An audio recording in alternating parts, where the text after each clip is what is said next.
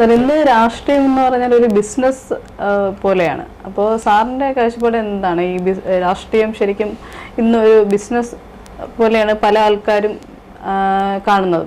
കാരണം അവർ ജയിച്ചു വരുന്നു, പിന്നെ അവർ രാഷ്ട്രത്തിന് വേണ്ടിയിട്ടല്ല പ്രവർത്തിക്കുന്നത്, അവരുടെ സ്വന്തം വിജയത്തിന് വേണ്ടിയിട്ടാണ്. അപ്പോൾ അതിനെക്കുറിച്ചുള്ള സാറിൻ്റെ കാഴ്ചപ്പാട്? ഇന്നത്തെ രാഷ്ട്രീയം അതാണ്. ഇന്നത്തെ രാഷ്ട്രീയം അവനവന് വേണ്ടി പ്രയത്നിക്കുക, അവനവന് പിന്നെ ഏതെങ്കിലും തരത്തിൽ പണം ഉണ്ടാക്കുക, അത് ഭരണത്തിൽ ഇരിക്കുന്നവരെ കൊണ്ട് എന്തെങ്കിലും ചെയ്യിപ്പിച്ച് കൈക്കൂലി എന്നുള്ള പേരില്ലാതെ തന്നെ കമ്മീഷൻ മേടിക്കുക, ഇങ്ങനെയൊക്കെ ഒറ്റ ജീവിതമാർഗ്ഗമാണ്. ഇപ്പം ജീവനോപാധിയായി രാഷ്ട്രീയം മാറി. സേവകരായിരിക്കണം. കള്ള് ഷാപ്പിൽ ചെന്ന് പാല് കുടിച്ചാലും കള്ള് കുടിച്ചെന്നേ പേര് വരൂ. രാഷ്ട്രീയത്തിൽ ചെന്ന് സേവനം ചെയ്താലും സ്വാർത്ഥതയാണെന്നേ പേര് എന്നൊരു ഈരടി ഞാൻ ഇവിടെ വായിച്ചു. സത്യമാണ്. അതുകൊണ്ട് അത് തിരിച്ചറിഞ്ഞ നേതാക്കന്മാർ എന്ത് ചെയ്തു? അതിനകത്ത് എന്തായാലും പേരുദോഷം കിട്ടും, എന്നാൽ നമുക്ക് ഉണ്ടായിക്കളയാന്നും പറഞ്ഞു. ഞാൻ ചോദിക്കട്ടെ, ഒരു പഞ്ചായത്ത് മെമ്പർ മുതൽ പഞ്ചായത്ത് മെമ്പർമാരല്ല, ആദ്യം പഞ്ചായത്ത് മെമ്പർമാർ, പഞ്ചായത്ത് പ്രസിഡൻ്റായി, മുനിസിപ്പാലിറ്റിയായി, കോർപ്പറേഷനായി, അവിടെ നിന്ന് MLA ആയി, MP ആയി, ഇതെല്ലാവരും എടുത്ത് നോക്കൂ. കേരളത്തിലുള്ള ഇതുവരെ ഉള്ളത് നമുക്ക് ചുറ്റുപാടുള്ള എല്ലാവരെയും ചരിത്രമെടുത്ത് നോക്കിയാൽ ഇപ്പോഴത്തെ അവരുടെ സാമ്പത്തിക ശേഷി എടുത്തു നോക്കിയാലും വളരെ വ്യത്യാസമായിരിക്കും. നേരെ മറിച്ച് ദരിദ്രരായി കുടുംബമെല്ലാം വിറ്റ് രാഷ്ട്രീയ സേവനം നടത്തിയ ഒരുപാട് എനിക്കറിയാം. എൻ്റെ നാട്ടിലുണ്ട്. കൊല്ലത്ത് തൃക്കരുവ പഞ്ചായത്തിൽ അവിടെയുള്ള ഒരുപാട് കുടുംബക്കാരായ ആൾക്കാർ രാഷ്ട്രീയത്തിന് വേണ്ടി സകലതും വിറ്റ് നശിപ്പിച്ചെഴുതിയ നിസ്വാർത്ഥരായ ഒരുപാട് നേതാക്കന്മാരും മനുഷ്യരും ഉണ്ടായിരുന്ന ഒരു രാജ്യമാണ് നമ്മുടേത്. അത് ഏറ്റവും കൂടുതൽ കോൺഗ്രസ്സിലായിരുന്നു. പക്ഷെ അവർ മാറി. പിന്നെ കമ്മ്യൂണിസ്റ്റ് പാർട്ടി വന്നു. കമ്മ്യൂണിസ്റ്റ് പ്രസ്ഥാനം ആദ്യമേ എത്ര മനോഹരമായിരുന്നു. ഒരു പൊതു ലക്ഷ്യത്തിന് വേണ്ടി അവർ നമ്മുടെ സാമൂഹിക നില അതപ്പതിച്ച് സാമൂഹിക നില ആകെ മാറ്റിയില്ല. അവർ KPSC പോലുള്ള നാടക സംഘടനകൾ വന്ന് അതിലൂടെ അവരുടെ ആശയം പ്രകടിപ്പിച്ച് ഒരുപാട് മാറ്റങ്ങളുണ്ടായി. മാറ്റം വളർന്നു. അങ്ങനെ പാർട്ടി വളർന്നു, പാർട്ടി തൊഴിലാളികൾ വളർന്നു, ഫലവന്തമായി. ഇപ്പം നേരെ തിരിച്ചായി. ഇപ്പം പാർട്ടി പ്രവർത്തകരെല്ലാം മുതലാളിമാരായി, വലിയ വലിയ കോടീശ്വരന്മാരായി. ഇപ്പോൾ കോടികൾ ആസ്തിയില്ലാത്ത ഏതെങ്കിലും ഒരു നേതാവിനെ ഇപ്പോഴത്തെ നേതാവ് പറയാൻ പറ്റുമോ? ഇല്ലെന്ന് ഞാൻ പറയുന്നില്ല, അപൂർവ ആളുകൾ കാണും. പക്ഷേ മുഖ്യമന്ത്രി ഉൾപ്പെടെ ബാക്കിയുള്ള എല്ലാവരെയും എടുത്ത് ചേർത്ത് നോക്കിയപ്പോൾ കോടീശ്വരന്മാരെയാണ്. ഗുണ്ടകളുടെയും പിടിച്ചുപറിക്കാരുടെയും അവസരവാദികളുടെയും ഒരു കൂട്ടായ്മയായി രാഷ്ട്രീയ പാർട്ടികൾ, പ്രത്യേകിച്ച് വലതുപക്ഷം തീർന്നു.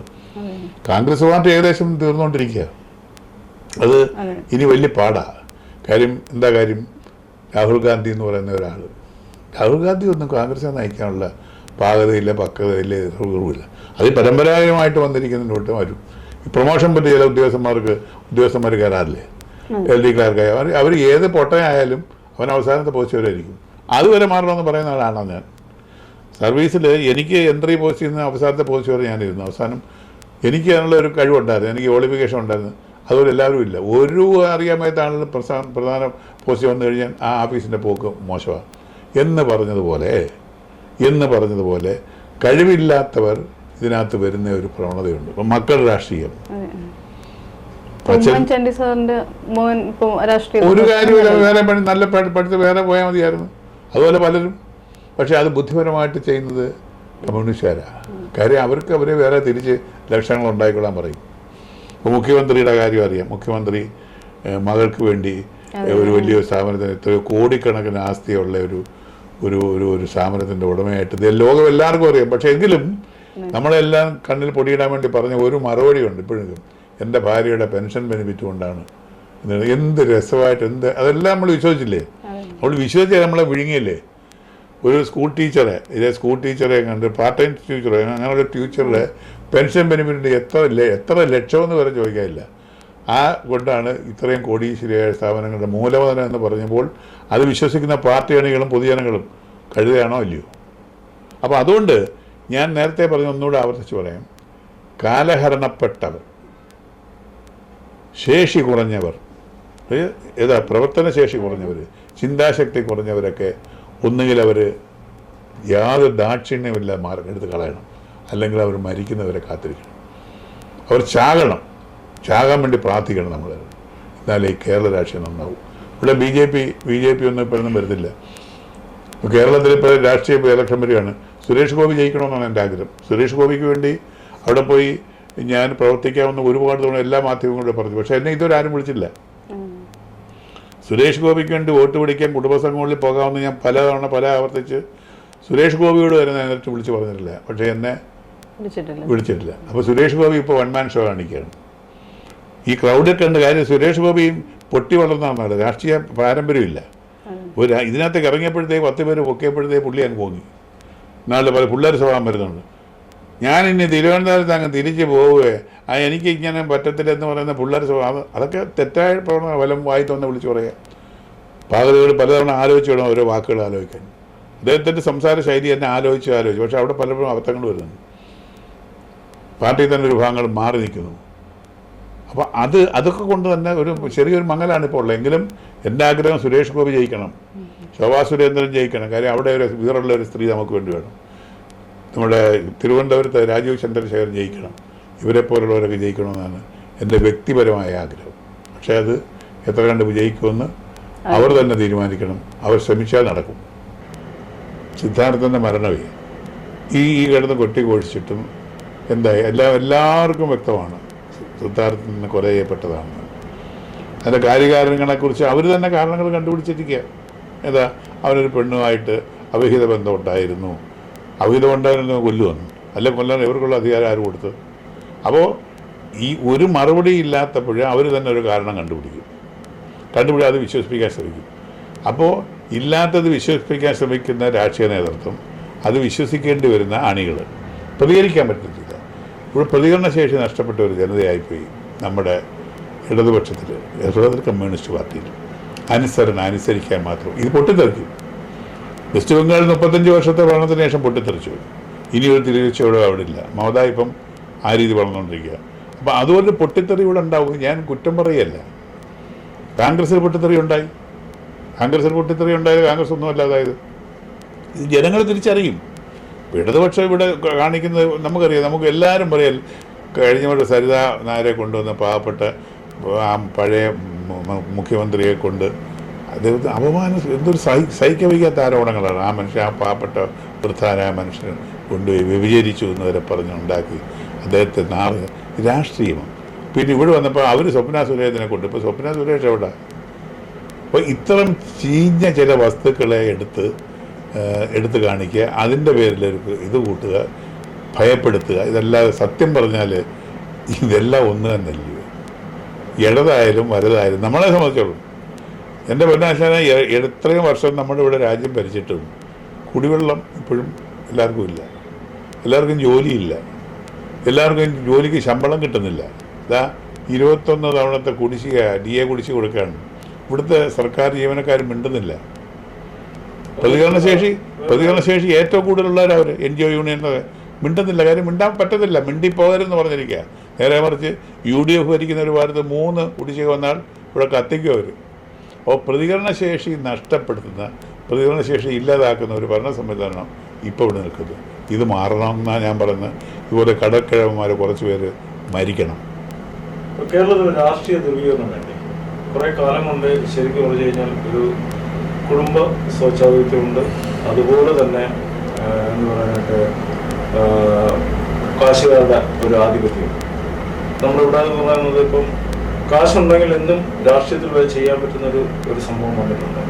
അപ്പം കൊലപാതകം ചെയ്തിരുന്നാലും വ്യഭിചാരം ചെയ്തിരുന്നാലും ഇനി എന്ത് ചെയ്യുന്നാലും സാമ്പത്തികം ഉണ്ടെങ്കിൽ ഒരു രാഷ്ട്രീയ നേതാവ് ഉണ്ടെങ്കിലാണ് രക്ഷപ്പെടാം. അതായത് രാഷ്ട്രീയ ധ്രുവീകരണം ശരിക്കും വേണ്ടി അതൊരു BJP സർക്കാർ വന്നാലല്ലേ ഇനി അത് വീണ്ടും സാധിക്കും. ആര് വന്നാലും അത്തരം കാര്യങ്ങളൊന്നും മാറാൻ പോകുന്നില്ല, മാറ്റപ്പെടാൻ പോകുന്നില്ല. ഞാൻ ചോദിക്കട്ടെ, അഴിമതി ആരോപണങ്ങൾ നമ്മുടെ മന്ത്രിസഭയിൽ പണ്ട് മുതലേ, 1ാം കേരള മന്ത്രിസഭ മുതൽ ഇപ്പം വരെ ആരോപണങ്ങളില്ലാത്ത ഒരു രാഷ്ട്രീയ നേതാവും ഇല്ല, മന്ത്രിമാരും ഇല്ല. എത്ര പേര് ജയിലിൽ കിടക്കുന്നുണ്ട്, പാവപ്പെട്ട 6 ബാലകൃഷ്ണപിള്ളയല്ലാതെ. അപ്പം നേതാക്കന്മാർ എത്ര ആരോപണ വിധേയരായാലും അത് പരസ്പരം കളിച്ചത് ഇല്ലാതാക്കുകയും പൊതുസമൂഹത്തിൽ അവർ നല്ലതായിട്ട് പോവുകയും ചെയ്തു. ശക്തന്മാരായ എത്ര മന്ത്രിമാർ നമുക്കൊരു ഞങ്ങളുടെ സിനിമാ കൂട്ടത്തിലുള്ള ഗണേഷ് കുമാറിനെ കുറിച്ച് എനിക്ക് ഏറ്റവും കൂടുതൽ അഭിമാനമായിരുന്നു. ശങ്കൂറ്റമുള്ള ആ അച്ഛൻ്റെ ശങ്കൂറ്റമുള്ള മകൻ. പക്ഷേ ഇപ്പോഴും ഒതുക്കിയില്ല. താറുമാറാകപ്പെട്ട KSRTC അദ്ദേഹത്തിൻ്റെ വീണ്ടും കൊണ്ടുപോയി വേണ്ട കൊഴുതു പറഞ്ഞാൽ എനിക്കിനി വേണ്ട. കാര്യം ഒന്നും ചെയ്യാൻ അവിടുത്തെ ജീവനക്കാർ സമ്മതിക്കത്തില്ല, നന്നാക്കാനും സമ്മതിക്കത്തില്ല. അത് ഞാൻ നശിച്ചുകൊണ്ടേയിരിക്കണം. അതിൻ്റെ പേരും പറഞ്ഞ് രാഷ്ട്രീയ ധ്രുവീകരണം അതിനകത്ത് തന്നെ നടത്തണം, അല്ലെങ്കിൽ സംഘടന വളർത്തണം. ഇതല്ലാതെ ഏതാണ്ട് നന്നാകണമെന്ന് ആഗ്രഹമുണ്ട്. അതേക്കുറിച്ച് നല്ല കാര്യങ്ങൾ ഇപ്പം കൊണ്ടുവന്നു. ഇന്ത്യ അത് അംഗീകരിക്കാത്തത് പൊളിച്ച് പറഞ്ഞിട്ട് കൂടുതൽ ഷൈൻ ചെയ്ത് വേണ്ട അങ്ങനെ ഇരുന്നിട്ടുണ്ടാൽ മതി. അതാണ് ഇവിടെ സംഭവിക്കുന്നത്.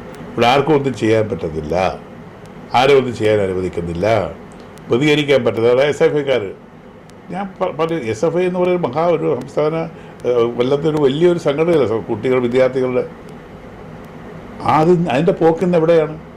പരീക്ഷ എഴുതാതെ പരീക്ഷ ജയിപ്പിക്കുക, പരീക്ഷാ പേപ്പർ അതുപോലെ എടുത്തുകൊണ്ടൊന്നും എഴുതി കൊണ്ടു കൊടുക്കുക, PSC പേറ്റുകൾക്ക് പിന്നെ അതിനകത്ത് കറന്നുകൂടി 1ാം റാങ്കും 2ാം റാങ്കും അവരുടെ ഇഷ്ടപ്പെട്ടവർ കൊടുക്കുക.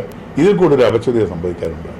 അപ്പോൾ ഇവിടെ പാവപ്പെട്ട് പഠിച്ച് എഴുതുന്നവൻ PSC റാങ്ക് ലിസ്റ്റ് വരുന്നില്ല, പാവപ്പെട്ട് പഠിക്കുന്നവർ ജയിക്കുന്ന പോലുമില്ല, പാവപ്പെട്ട സ്കൂളിൽ പോകുന്നവരുടെ അവരെ പാർട്ടി ക്ലാസ്സുകളിൽ വെച്ച് പിന്നെ അല്ലെങ്കിൽ അവരുടെ ഇടിമുറി വെച്ച് നശിപ്പിക്കുക, ഇങ്ങനെ എല്ലാം കൊണ്ട് താറുമാറായി കിടക്കില്ലേ.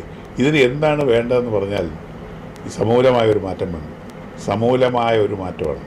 സമൂലമായൊരു മാറ്റം എന്ന് പറഞ്ഞാൽ മസൂരി വിടുമ്പോൾ ഓരോ ചൊറിക്കുടലും മഞ്ഞപ്പൊടി ഇടുന്നതല്ല, കംപ്ലീറ്റ് മുറിവുകൾ ഉണങ്ങുന്ന സമൂലമായൊരു മാറ്റം, ഒരു ഒരു ഒരു ഒരു ഒറ്റയടി ചികിത്സ. അതെന്താണെന്ന് ഈ മുതിർന്ന ആളുകൾ ചിന്തിക്കണമെങ്കിൽ ഈ യൂത്ത്, ഇവിടുത്തെ ചെറുപ്പക്കാർ ഭരണത്തിൽ വേണം. അവർ കൂടിയിരുന്ന ആലോചിക്കണം ഇതെന്താണ് മാറി. നമുക്ക് ഏറ്റവും വലിയ പ്രതീക്ഷയുള്ള ഒരാളായിരുന്നല്ലോ കേജ്രിവാൾ ഡൽഹിയിൽ. ഇപ്പോൾ എന്തായി? കേജ്രിവാളിൻ്റെ അവസ്ഥ എന്തായി? അകത്ത് കിടക്കുകയാണ്. കേജ്രിവാൾ ഇന്ന് അറസ്റ്റിലാണ്, ജയിലിലാണ്. കേരളത്തിലെ മുഖ്യമന്ത്രി ഇനി എന്നാണ് അകത്ത് പോകുന്നുള്ള ആശങ്കയിലാണ്. അദ്ദേഹവും അദ്ദേഹത്തിൻ്റെ പാർട്ടിക്കാരും കേരളം മൊത്തം ഉറ്റുനോക്കിക്കൊണ്ടിരിക്കുക. കാര്യം മുഖ്യമന്ത്രിമാരെ അറസ്റ്റ് ചെയ്ത് ജയിലിടുന്ന ആദ്യത്തെ സംഭവമാണ്, അത് ചരിത്ര സംഭവമായിട്ട് മാറിക്കൊണ്ടിരിക്കുക. അതുവരെ ഇവിടെ നടന്നു. ശരിയോ തെറ്റോ അതിലേക്കല്ല ഞാൻ കിടക്കുന്നത്. ശരിയല്ലെങ്കിൽ ED എന്ന് പറയുന്ന ആ ഒരു എൻക്വയറി സ്വഭാവം ഒരു സംഘടന ശക്തമായിട്ട് നിൽക്കുന്നില്ലയോ? മുഖ്യമന്ത്രിയാണ് കളിക്കുന്നതെന്നും ഒരു വലിയ ആദർശവാദികളായ കുറേ ചെറുപ്പക്കാരുടെ കുറേ കൂട്ടായ്മയാണ് അതൊന്നും മറ്റു രണ്ട് സംസ്ഥാനങ്ങൾ ഭരിക്കുന്ന ഒരു പാർട്ടിയുടെ നേതാവിനെയാണ് നിഷ്പ്രയാസം രാത്രിയോടുകൂടി അവർ അറസ്റ്റ് ചെയ്ത് ജയിലിട്ടിരിക്കുന്നത്. പിന്നെ ആണോ ഒരു സംസ്ഥാനം മാത്രം ഭരിക്കുന്ന നമ്മുടെ മുഖ്യമന്ത്രിയെ അറസ്റ്റ് ചെയ്യുന്നതിന്? തെളിഞ്ഞു വരിക. ഇത് ശരി തെറ്റേ എന്നുള്ള കാര്യം കണ്ടുപിടിക്കേണ്ടിയിരിക്കുന്നു. അത്ര കണ്ട് ഈ കുട്ടി ആദ്യം ചോദിച്ചതുപോലെ വികൃതമായ വിരൂപമായ രാഷ്ട്രീയ പ്രവർത്തനമാണ് ഈ രാജ്യത്ത് അനുനിമിഷം കൂടിക്കൊണ്ടിരിക്കുക. ആർക്കും എന്തും ചെയ്യാം എന്നുള്ളൊരു വിശ്വാസം, ഒരു ധാരണ ഇന്നെല്ലാവർക്കും ഉണ്ട്. അതുകൊണ്ട് അവനവൻ്റെ കാര്യം നോക്കി ജീവിക്കുക, അവനവൻ്റെ സുഖത്തിനായി പ്രവർത്തിക്കുക, അവനവൻ്റെ ലാഭത്തിനായിട്ട് മാത്രം ഉപയോഗിക്കുക. അതായിരിക്കും ഇവിടുത്തെ ഓരോ പൗരനും ഇനിയെങ്കിലും ജീവിതത്തിൽ കണ്ടിരിക്കേണ്ട അവസ്ഥ എന്നാണ് എൻ്റെ അഭിപ്രായം. എൻ്റെ അമ്മ മരിച്ചപ്പോൾ ഞാൻ എഴുതിയ ദുഃഖത്തോടു കൂടിയ ഒരു കവിതയുണ്ട്. അച്ഛൻ മരിച്ചപ്പോഴും അച്ഛൻ്റെ ആ ചിത്രം എന്നെ മനസ്സിൽ വെച്ചിട്ടുണ്ട്. അച്ഛനെക്കുറിച്ച്, അച്ഛനായിരുന്നു എൻ്റെ ഗുരു, എൻ്റെ ആദ്യ ഗുരുവൊക്കെ അച്ഛനായിരുന്നു. അപ്പോൾ അതേക്കുറിച്ച് ഞാനൊരു കവിത എഴുതി. പിന്നെ ക്യാൻസർ വന്നപ്പോൾ ഞാൻ മരിച്ചു പോകും എന്നെനിക്ക് തോന്നുന്നുണ്ടായപ്പോൾ ഒന്നാരുമില്ല. ക്യാൻസർ വന്നപ്പോൾ എൻ്റെ ഭാര്യയും മക്കളും ഒക്കെ എന്നെ മാറ്റിയിട്ട് പോയി, ബന്ധുക്കളും ഒക്കെ അകത്ത് പോയി. അപ്പോൾ ഞാൻ ഒറ്റയ്ക്കുള്ള ഒരവസ്ഥയിൽ മരിച്ചു പോകും ഒരു അനാഥത്വം ഫീൽ ചെയ്തു. അതാണ് ഞാൻ നാളെ എൻ്റെ ശരീരത്ത് നിന്ന് ആത്മാവ് പൊയ്യിടുകൾ 4-5 പേരെങ്കിലും എൻ്റെ ചുറ്റും കൂട്ടിയ ആഗ്രഹമാണ്, ഒരു അനാഥൻ്റെ ആഗ്രഹമാണ്. ഒത്തുചേരുവാൻ ബന്ധുക്കളില്ലെങ്കിലും ഒത്തവർ ചേർന്ന് ഒരു കോടി വാങ്ങിയ നഗ്നത മറയ്ക്കണം. 6 അടി മണ്ണിൽ എൻ്റെ ശവത്തെ ഇറക്കിയിടുമ്പോൾ ആരെങ്കിലും ഒരു തുള്ളി കണ്ണീരൊഴുക്കണം. ഹൃദയം തുറന്നു പാടിയതാണ്. കല്ലറ കെട്ടി എൻ്റെ സ്മാരകം ഉയർത്തിടേണ്ട, തൈത്തെങ്ങും നട്ടിടേണ്ട, കർമ്മങ്ങൾ തീരവേണ്ട, കല്ലൊന്ന് വെച്ചിടേണം മൺകൂന മധ്യത്തിലായി, അതിലിങ്ങനെ കുറിക്കണം വികൃതാക്ഷരത്തിൽ, ദുഃഖത്തിൽ ജനിച്ചു പിന്നെ അതിലൂടെ വളർന്നൊരു ദുഃഖനായകൻ്റെ അന്തിമസ്ഥാനമാണിത്. ലോകരെ മാപ്പ്, നിങ്ങൾക്കൊരായിരം മാപ്പപേക്ഷ, സ്നേഹമായിരുന്നു എൻ്റെ ജീവിത പരാജയം. എൻ്റെ ജീവിതത്തിൽ പരാജയം സ്നേഹമായിരുന്നു. എനിക്ക് എന്നെ സ്നേഹിക്കാൻ ആളുകൾ ഇല്ലെന്ന് പറയും, പക്ഷേ എനിക്ക് ആത്മാർത്ഥമായി സ്നേഹിക്കാൻ പറ്റിയ ആളുകളില്ല. എൻ്റെ ഭാര്യ മോള് പോലും എനിക്കറിയാം, അവരൊന്നും എന്നെ സ്നേഹിക്കാറില്ല. പക്ഷേ ഇതിൽ നിന്നെല്ലാം വിഭിന്നമായി ഞാൻ കാലാന്തരത്തിൽ ആത്മീയതയിലേക്ക് ചെരിഞ്ഞപ്പോഴത്തേക്ക് ഭഗവത്ഗീതയിൽ